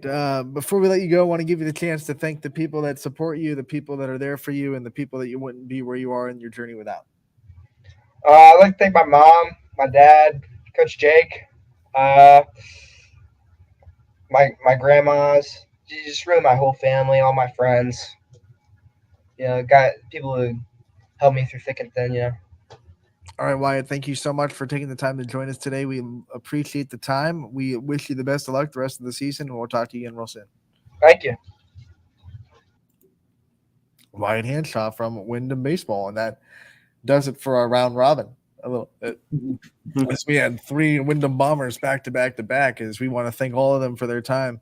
Chase I, Jack I, and then Wyatt Handshaw, of course, giving us their time from Windham. And we love the exposure to Windham. It's our first year with the Bombers baseball team. And man, they're hot right now. And like you said, they're 10-5. They got a favorable seeding in the tournament. Tearing the cover off the ball too offensively right now. It's ridiculous how much offense they're putting up. Hitting tanks, as they like to say. I love it. That's my favorite lingo I've heard too. Like when Jack said that to me, he said just going to Cooperstown hitting 2 tanks. I was like, that's awesome. I love it. I love it. That was incredible. Hitting tanks. And so yeah, anyone that has to kind of see Windham pop up on their tournament draw, don't sleep on the Bombers, especially their lineup. No, absolutely not. I mean, I was looking at Wyatt Handshaw's stats, and I know it wasn't through all the games, but I think it was through at least 13 of the 15 games played they had stats. He was batting over 600 in those stats. Like he's a guy that just tears the cover off the ball. He's a guy that he gets multiple hits, had another 3-hit performance against Pie Valley last night. Bats in the leadoff spot typically, plays shortstop. I mean, he's the guy you put in the leadoff spot because he's going to get on base. We have DJ Oakley in the studio, which usually means that we have some kind of breaking news coming Oh, boy.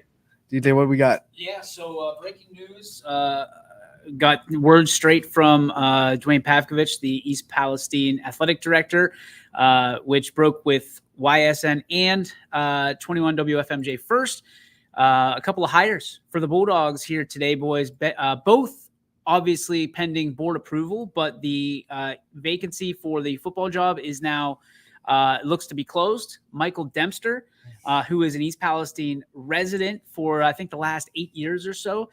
He's worked his way around. He last was a head coach at United, I believe, before Coach Ogilvy. And now he is the new head coach of the East Palestine Bulldogs, lives in the community, has kids in the community. A great hire for East Palestine for the football.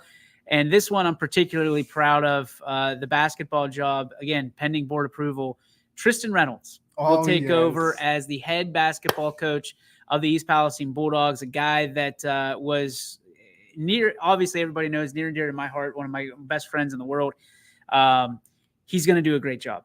He did a great job as a JV coach last year. He's been cutting his teeth and trying to earn his stripes throughout. He was a coach at Crestview, obviously a Crestview graduate, and his first ever coaching job was at East Palestine, and now his first ever head coaching job at the varsity level will be here in East Palestine too, pending board approval. But boys, I got to tell you, the excitement that I have for Tristan and for Michael.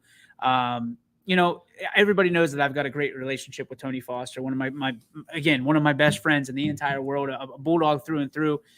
A tough situation for him, you know what I mean? A tough situation for everybody involved in that. But the one thing that I loved about Tony was he is excited for the kids. He's excited for Michael. He's excited and wishes them both well. I can say that completely publicly. Tony's a Bulldog through and through. He's going to root for this program no matter if he ever coaches again or where he's at.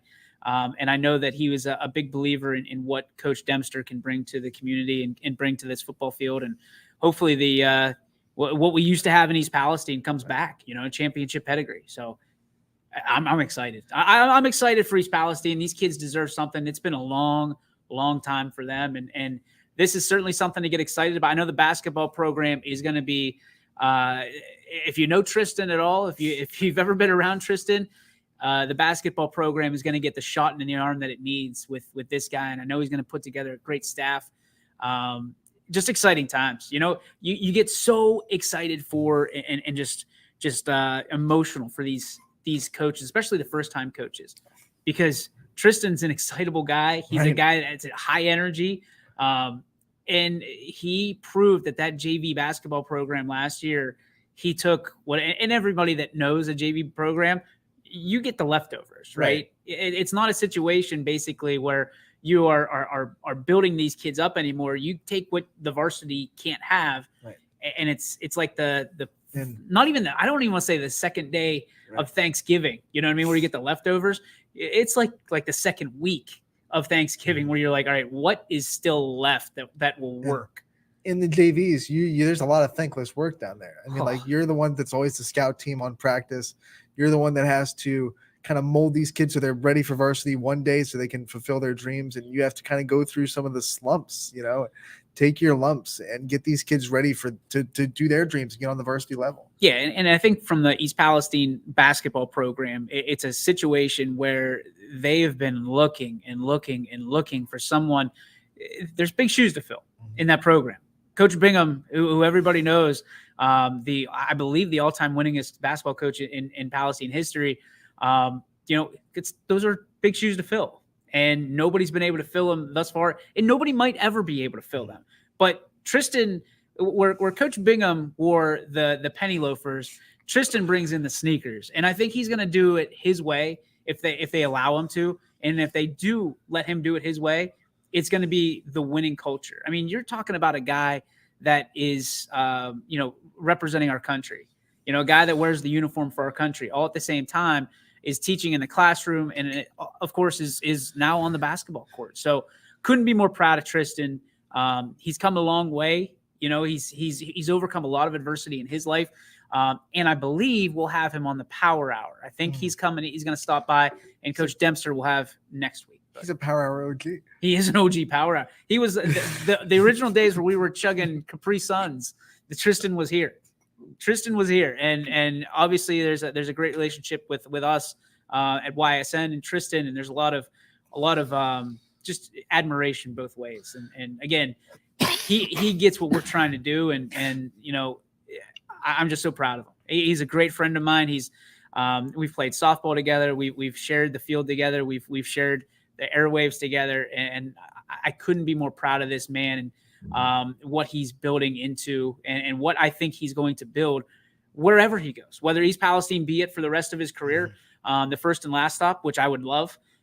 But he's so talented, and he's finally getting his shot. And I know what it's like to have that. You know what it's like. Ty knows what it's like to get that shot after you work so hard and people tell you, we'll maybe the next time. This is his next time. It gets in that cycle where everyone tells you you're not experienced enough, but no one's giving you the chance to get the experience in the first place. That's it. And coaches are there's a lot of coaches out there that are, let's face it, they've been around 20, 30, 40 years. And it's hard to get that experience, like you said, Ant, when nobody gives it to you. And you know, when you get that shot, like we've talked about many times, and Ty's been a part of that conversation too. When you get that shot, take it. Don't pass it. Right. You know what I mean? Like, shoot it. Like, and he's going to do that. Have you seen The American Underdog? Oh, yeah. Remember the first time Kurt Warner was on practice with the Green Bay Packers? He wasn't ready to go on the field. They said, you just cut yourself. You get the opportunity, take it. All-time 10 movie, by the way, for me. I mean, easily. I think like Rudy's up there for me. Field of Dreams. It just simply right up. It helped that Zachary Levi is one of my favorite actors. So well, it helped my wife bought me a autographed Kurt Warner jersey after that meant so much to me. And then she goes, "You're the American Underdog," and I was like, "All right, that's." I mean, it's got to be one of my favorite movies now. So, no, I listen. I didn't want to hold this. You know, we don't like holding stuff. Once we get it, we have a quote out there from Michael Dempster for his excitement about this program. I'll actually share it with you if you don't care. I don't care. I don't know what you guys have for time. It says, "I'm humbled and honored for the opportunity to coach in this district that I live in, the school my children attend, and a community I've grown very fond of over the past 8 years. I've been a part of this program since January and have been very impressed with the effort, commitment, and desire to win these young men have displayed. I can't wait to get started." And that's a direct quote from the new head coach of the East Palestine football program, Michael Dempster. I threw it out there and I put Mike Dempster because that's what we're all accustomed to calling him. Right. He's going to go by Michael. That is Mike. So he's going to go by Michael, and he let me know, and we will oblige. So. You know, I think both those guys are going to be coaches that wins, losses, you know, no one knows how that's going to go. That can go either way. But getting kids to absolutely play for them 100%, like no one can motivate you more than Tristan Reynolds. Like, I think he can light a fire under kids' butts more than anybody. He can, and everybody knows it's less about wins and losses per se, and more about culture change. You got to get buy-in before you worry about wins and losses. I think the biggest thing that's the thing. And you know, Palestine has another wave coming up, and I think it's going to be very interesting and very crucial that this next wave produces good kids, which they are, and it produces, you know, some telltale product on the field that excites the other, you know, the foundation, the first and second graders to get excited about football and basketball again. And we already have, listen, I'm gonna sit here and pound my chest a little bit. We already have one of the best coaching staffs in all of baseball.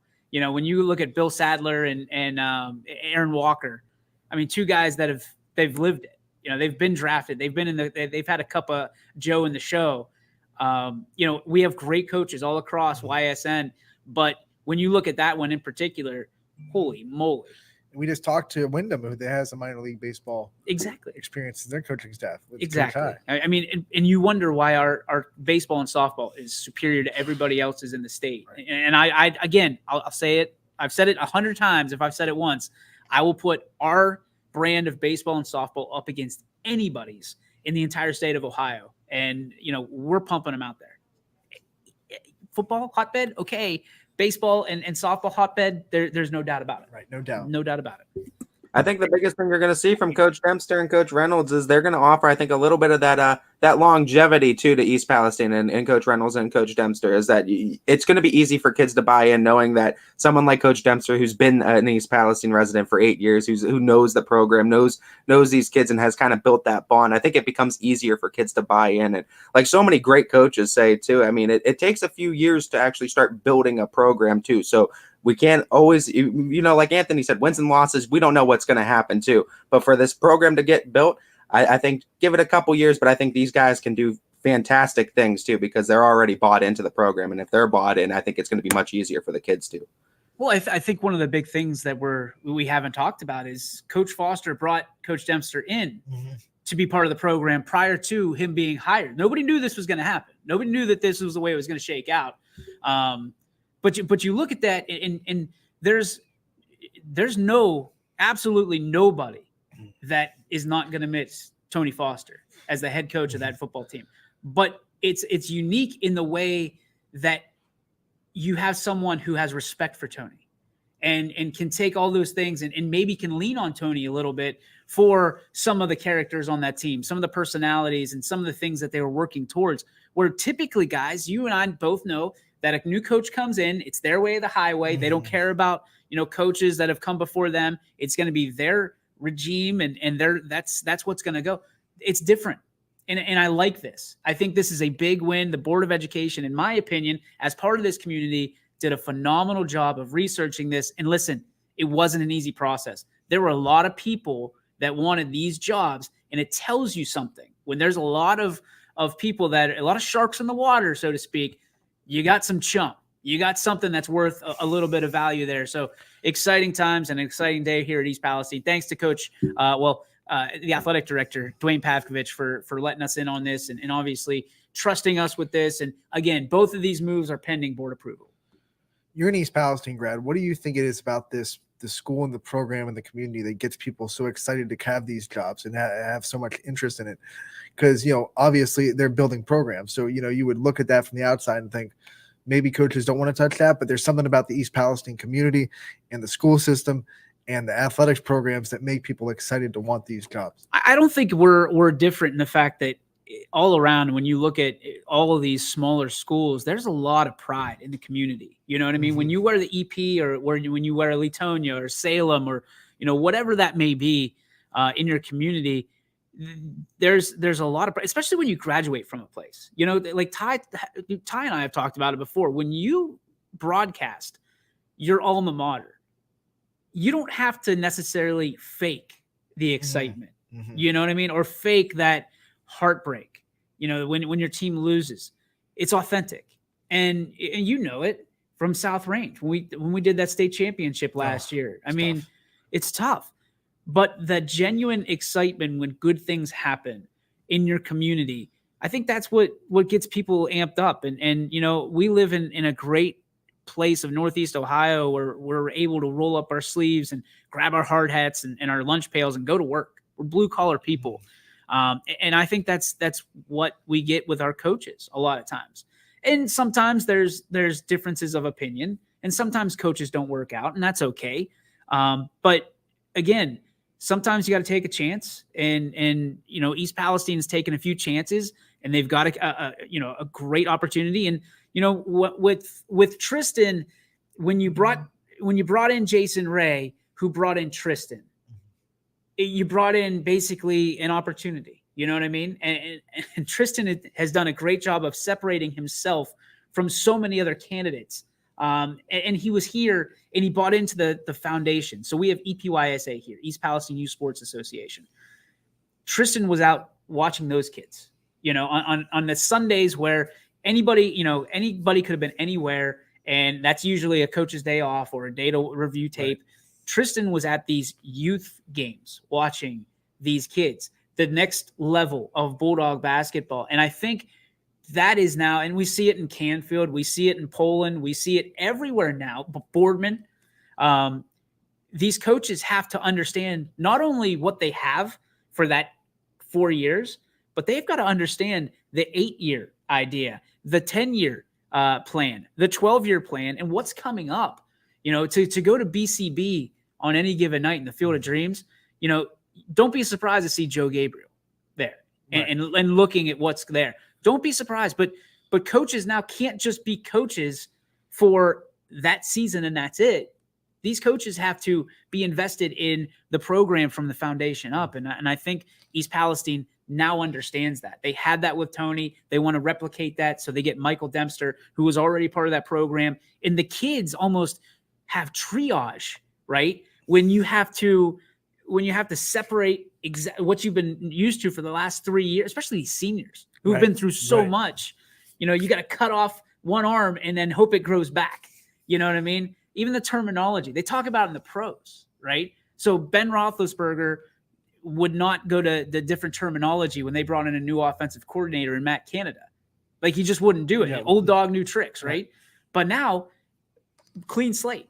So you look at that, and if Roethlisberger can't do it, and he's getting paid $200 million, how is a 17-year-old supposed to do that? Right. It's crazy. So I'm just very excited that the coaching just continues to bloom here in our area. And again, as an alum, a great, in a bad situation with Tony walking away and resigning, and what happened in the basketball program, when adversity strikes you and bad things happen to you, in the darkest of times, boys, just wait for that sunlight, because the sunrise is alive and well here in East Palestine, and we're excited for it. DJ, give us DJ. Thanks for the breaking news. Yeah. I was just gonna say, DJ, just give us a small preview of the Power Hour from 3 to 4 with Tristan coming on. What are people in store for if they've never gotten a chance to hear from Tristan before? Well, if you're listening to Tristan and me, it's an interview unlike any other. So I was on the phone with him earlier. He's in his fatigues. He said he's in his uniform for the military. He's an Air Force Reserve. So I told him I don't care. That's all the better. You know what I mean? So I know he was already talking to Dwayne Pavkovich, the athletic director. He was going to go address the kids, as now it's public, and then he was going to make his way here. So we're hoping, fingers crossed, that he'll. And I know we'll get an interview no matter what. At some point today, I'll chase him down. I know where he lives, so we'll get it. And then Michael Dempster will be on next week sometime. He was impressed with how quickly we got to him. But when you're in a small town, good news travels fast. Right. So excited for it, and you boys, again, another great show. So just trying to add to it. I didn't want to hold it out, another 2 hours. So you got it. Congratulations, boys. We'll see you in a little bit. As you heard too, stay tuned to socials as DJ Oakley broke that Tristan Reynolds and Coach Mike Dempster, new coaches for both the East Palestine football and basketball programs, respectively, getting new head coaches. And stay tuned to the Power Hour and stay tuned to YSN socials for any news on that too, or any appearances on the coaching aspect. We're not done, Ty, because in about 4 minutes we should have the hero from last night's United victory, Matty Lucas, putting on the cape for us a little bit and coming to talk about that last play that we saw at the top of the show. United upsets Crestview 4-3, and Matty Lucas made a tremendous catch in left center field and then threw out the runner at second to double her off. Yep. And, that'll be fun. That'll be a fun one. Last one to close out Running Point today on a Friday edition. Since we're going to have to get out of here right after that interview's over, let's preview the games on the network tonight before she gets on and give our fans a glimpse onto what's going to be happening tonight on YSN. We have baseball everywhere. It's a good night for baseball. And let's go through the games that are happening. We'll have YSU at UIC. They're playing a doubleheader. They're actually starting right now. Well, they started about 30 minutes ago at UIC, the first game of the doubleheader. And then they'll have a game at 4:05 against UIC as well. Richie Giuliano on the call there, as he always is. And then we go into the high school ranks. Hubbard will be at Ursuline on scene 1. That'll be 5 o'clock start time. Alec Caberna on the call. United at Columbiana, Joe CBO making the call there.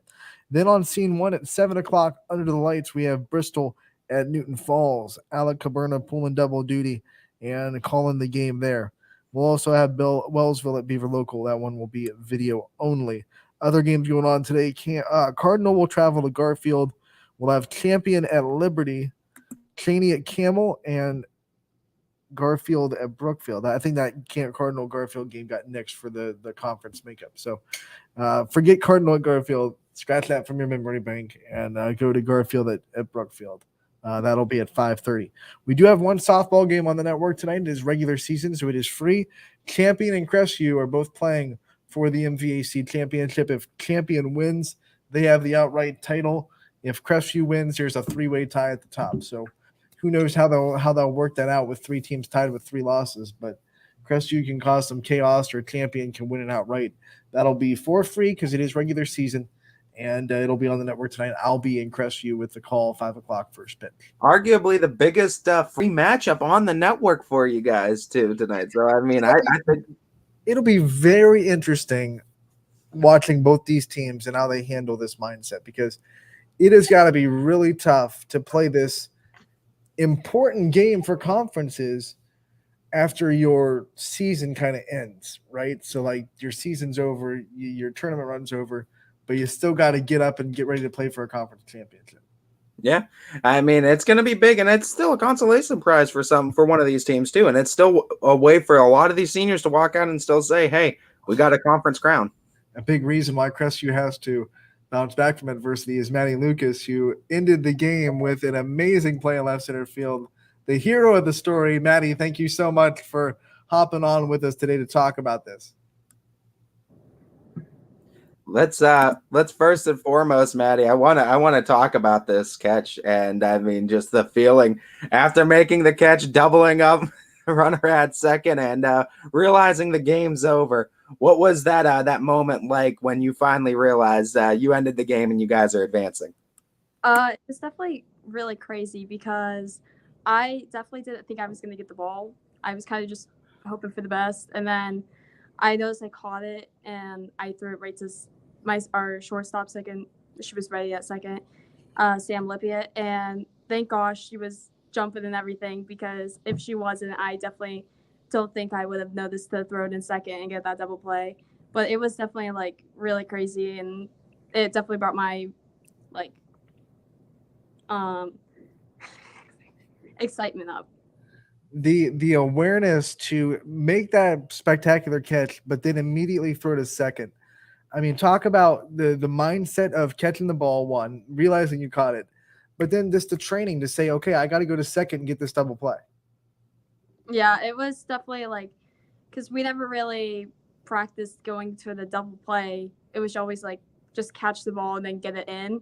So once we did the double play, it was definitely exciting and very unexpected.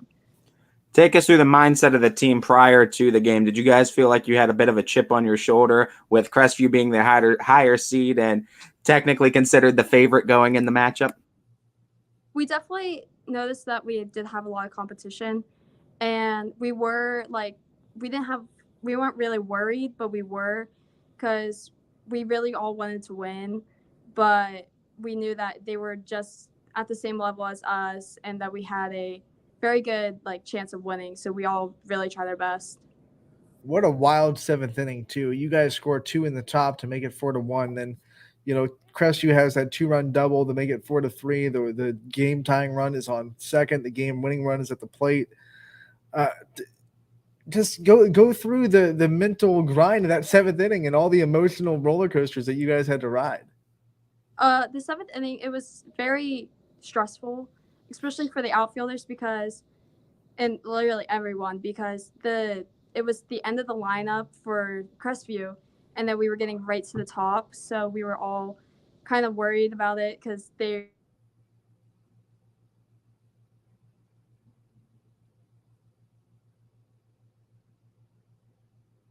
because they already hit some to the outfield and hit the gaps pretty well. So we were all told that keep everything in front of us and it will turn out good. Is there a thing or something that a coach has told you, maybe a teacher or a teammate, that sticks out in your mind when you go through those kind of pressure situations to kind of keep yourself calm, cool, and collected? Yeah, my coach, Matt Zines, he has always told us, like, you can't really get a playback. You just have to keep going on, and definitely helped me out last night because I did make a base error. So I was kind of like getting down on myself, and after he told me we can't take that back, he sent me, we just got to keep moving on. He needs me in the field. So after he told me that, I was like, yeah, like my team needs me right now, so I have to keep going. And then that play happened, and I really noticed that it's really, really true, and you never want to give up because things can turn around. You make that play, then you get to run into the field and celebrate with your team. What was that moment like, and how excited were you to share that moment with your teammates? Oh, I was beyond proud of my team because our team has never made it to sectionals. We've always not did so great. Like last year we had a few bad games and our team wasn't the best. We just weren't doing very good, but we had a really good team bonding. So this year we all our team's definitely it's a family. So once we really got past that game and everything, made that double play, and we all noticed that the game's over. We just won. It was amazing. Like, we all came in. It wasn't just everyone was happy for themselves. We were all playing as a team because we all really wanted to go back and keep playing on our season. You talked about last season about the team being able to bond in that. Was there a specific moment or a game where that all kind of came to fruition and came together and you realized that you guys were really closely bonding with each other stronger than before? Yeah, definitely. Because last year we did do some team bondings, which it helped a lot. But this year we didn't really do team bondings. But our team, like, sometimes in teams there's different groups. Like, the seniors will go off by themselves and they just think that they're better than everyone.